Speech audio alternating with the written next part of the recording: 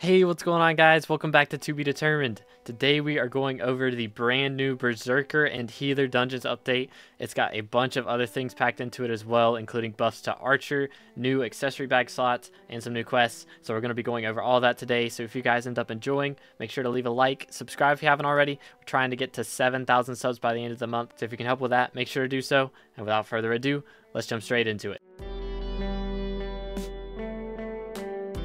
Alright, so last time we went over all of the changes that were on alpha. All of those have come into the game, but we are just going to be playing through this today. So we should be having quite a bit of reach. Oh man, you can already see the reach cone, and you can see the angle at which the reach cone is. So if we try and hit this sniper, you see right there when it dies. So we've got a pretty good angle and quite a bit of reach. You can actually check on your player stat here, your swing range. My swing range there at the bottom is 7.3, which is pretty nice. I will take that. But clearing as a Berserker is now actually viable. I mean, it's not as good as Hyperion, don't get me wrong, but you don't have to blood rush with it. Just being able to clear period is still helpful. And if we actually just hit sneak, it will automatically throw our throwing axe. And the throwing axe does go through individuals now. So whenever we try and stack up against multiple mobs here, it should hit all of them. There it is. So you can see it won't just hit one mob and then disappear. It'll have piercing damage, which is pretty nice. It also does a decent amount of damage. It's not as good as Archer, don't get me wrong, but it is very, very good. You won't be wanting to have an Archer and then a fake Burz who is actually an Archer. It is actually viable to have a straight up Burz today. All right, just for fun, we're gonna run into the boss fight here, see how fast we can destroy Bonzo. I think we can pretty much just insta kill him if we have enough attack speed here.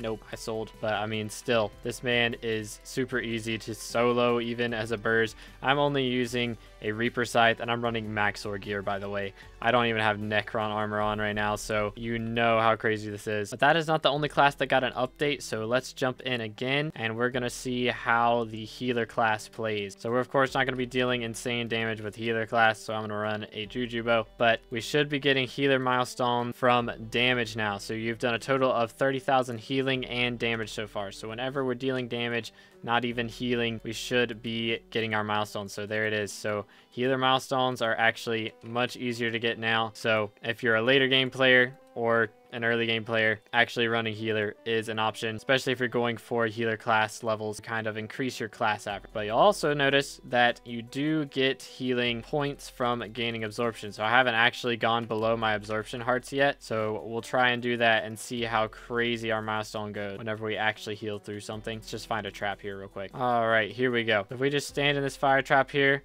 we're going to be taking a bit of damage, and if we press our wish, see the wish healed us for a ton of health and granted us absorption shield. So let's just take some more damage, shall we? We use healing circle, use our wand of atonement. We're not even using wish now, and you'll notice when we use our wand of atonement and our healing circle here, the absorption goes up. So I'm not even using wish, and we get absorption hearts now. Pretty nice. Now the change that they did to the Archer class, we do have to talk about. So the arrow damage on this increased by a ton now, and that is not only going to be whenever there is a single Archer. They changed the ratios on the bonus you get if you're the only Archer in the run. So you should only be getting like an extra 50% arrow damage, whereas the percentage used to be quite a lot higher for being the single Archer. Now the percentage increase is a lot less for being the only Archer, but for being an Archer, your percentage increase is increased by a lot more than it used to be. So basically, running dupe Archer is not as terrible as it used to be. They did also make some changes to Mage. So the drop-off damage from the Mage beam is going to now start decreasing at 10 blocks away instead of 5 blocks away. Also, the beam size has been increased by 0.5 blocks. So basically,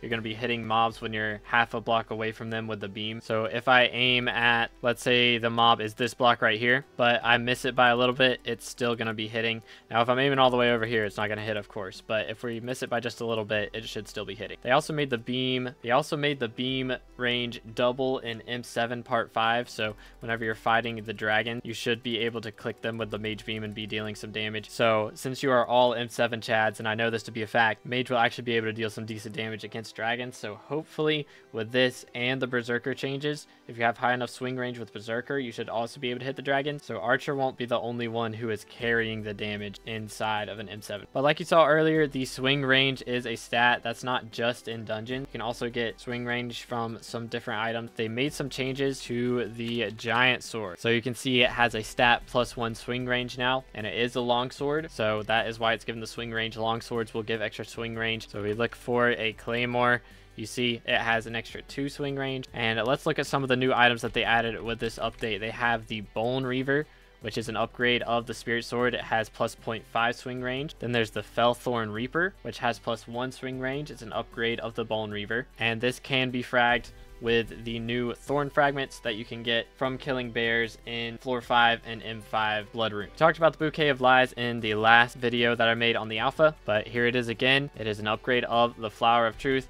Very expensive. You need a wooden singularity and a bunch of compost, as well as ancient roses. But ancient roses are actually harder to find now. They're not going to drop from higher chests in floor 6, so they will be a lot harder to find. But you can see we've got some new items in the floors. So in floor 1, you can get a balloon snake, which grants the jump boost while equipped, and it is a dungeon necklace. So if you put some reforges on this guy or recombobulate it, which I wouldn't recommend doing on this particular piece because there is a better piece for the necklace, but if you do that, then the stats will be increased in dungeons, which is pretty awesome. You can see right now, if I were to run in dungeons with this, I'd have 37.9 health at the start instead of just the 10 health. But outside of dungeons, it is just the regular 10 health. But let's just take a look at some of these new items drop rates. Again, the balloon snake is a 3% drop. The adaptive belt from floor 2 is a 4.7% drop. There is a bone necklace from floor 4, which requires 1 spirit wing and 2 spirit bones to craft, so you need quite a few rare drops for this one. From floor 5, you can drop the Shadow Assassin cloak, and from floor 6, you can drop the Soul Weaver glove. Now the adaptive belt grants additional bonus stats based on your dungeon class, so you can see those here. Then there's the bone necklace, which gives defense for each enemy within a certain amount of block, depending on whether you're a tank or not. So this one is very nice to have if you are a tank, so I will be getting. Then there's the Shadow Assassin cloak, which gives you more damage whenever you teleport. So whenever you teleport, if you hit something within 5 seconds, you're going to deal 10% more damage. Pretty nice,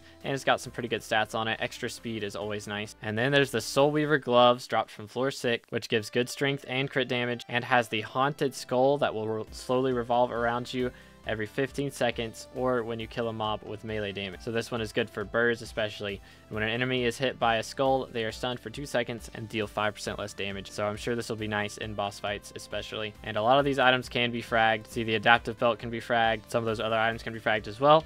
But we also have a new drop from floor 6, which will be used to craft Fellthorn Reaper, the highest level of the new Spirit Sword upgrades for Berserker. The Fell Skull is used in that craft. Also a fun new thing, they increased the drop rates of Precursor Eyes and Giant Swords in floor 6 and Master Mode 6. So that is very nice. Also, you'll notice if we go over to my collection, some of my boss collections have an item to claim. That is not because I just did a bunch of these floors. That is because they made Master Modes count for 2. Talked about last time, but it's actually here now, and it does count previous completions. So if you've done any Master Mode floors for your collections, that will count for 2 now. So some very nice changes there. Also, if you go and check out your accessory bag, you'll notice my auto recombobulator on the magic find has some extra magic find next to it. That is applied when I'm in a dungeon because this is a mythic dungeon accessory. Any dungeon accessories will have extra stats when you are in dungeons now. All the stats of any mythic accessory will be doubled in dungeons, so this will hopefully help me drop more ice sprays, but we'll see. But you see we got all these items here during those runs. Let's go ahead and salvage them with the new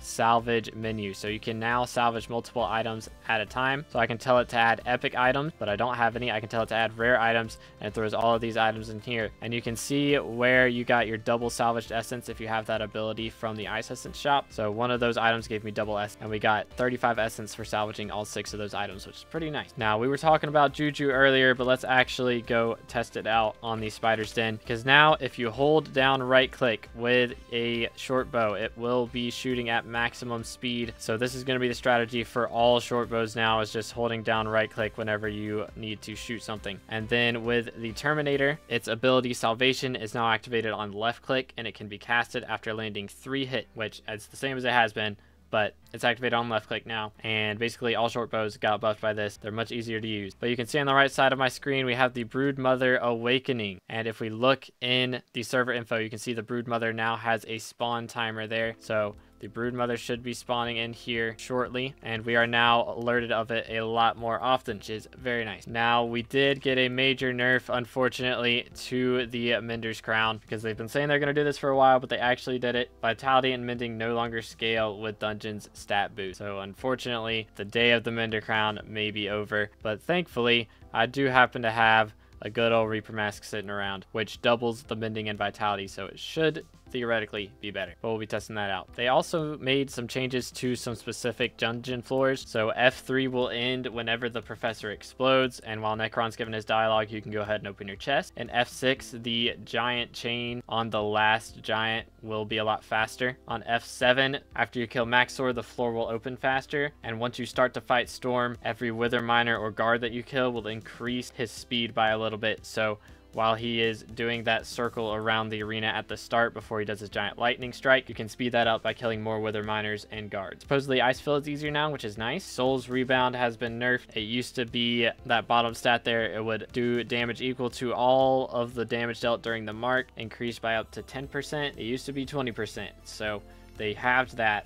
They also nerfed Tactical Insertion, which both of these items were used to one-shot Slayer bosses, and they didn't want that to happen anymore, so they just nerfed them into the ground. They also made it so whenever you kill King Midas, you actually have to kill him now. You used to be able to just spawn him in a dungeon room, and that would complete the room. You wouldn't have to actually kill him, but now you do, so that's going to help a lot of people with their bestiary grind. But they also made it so you can put the Gilded Reforge on a Midas staff now. So the Gilded Reforge gives 400 extra intelligence on mythic items and 350 on legendaries, so nice little stat boost there, actually usable on a Midas staff, and it's actually good. They made some changes to the pets menu as well, so you can sort your pets menu. You can make it so it hides all pets, shows all pets, or only shows your pet. You can also enable or disable name tags, so if we show our pet, you can see it has a name tag here, but then we can right click to toggle name tags, and the name tag disappears. Right click it again, it reappears. But let's hide all pet, and there we go, they're gone. But we can also change how our pets are sorted, so we can make it so they're sorted alphabetically, so we can find here that way, or by skill. So all my combat pets are here at the top, then there is the farming pet, etc.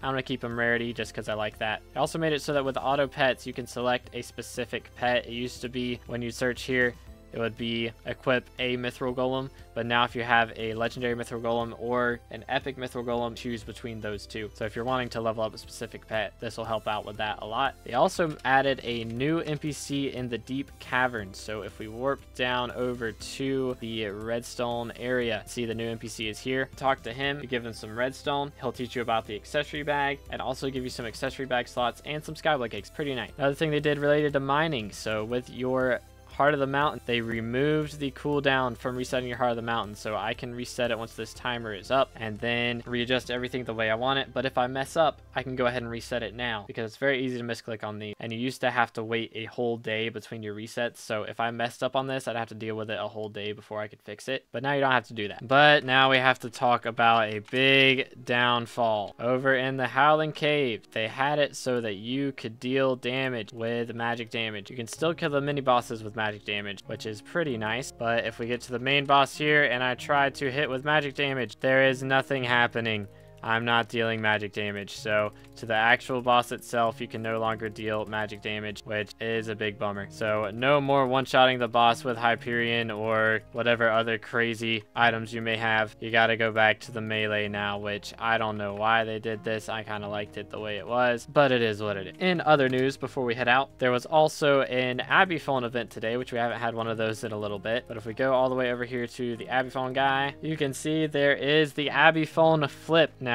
So you can set your own ringtones on this thing, which is pretty fun. But with this release, they have removed all the options for the Abbey Phone 14 and added in all of these options here. So they've got the Abbey Phone Flip Volcano, the Nucleus, and the dragon, which this is kind of a bummer because I have an iPhone 13 Pro, and I bought this because you used to be able to upgrade it to one of the iPhone 14 by trading it in and paying some coins, but now that option is gone, so I'm not going to be able to upgrade by trading in anymore. I would have much rather these things be more expensive and me still have that option personally, but instead I spent 50 million coins on this or something crazy, and now it's only worth 19 million, and I can't trade it in for an upgrade. But that is all for today's video. If you guys enjoyed the update or you learned something from this video, be sure to leave a like, subscribe if you haven't already. We're pushing for 7K, so if you can get us there, I would really appreciate it. But thank you so much for watching to the end. Hope y'all have a great rest of your day, and God bless.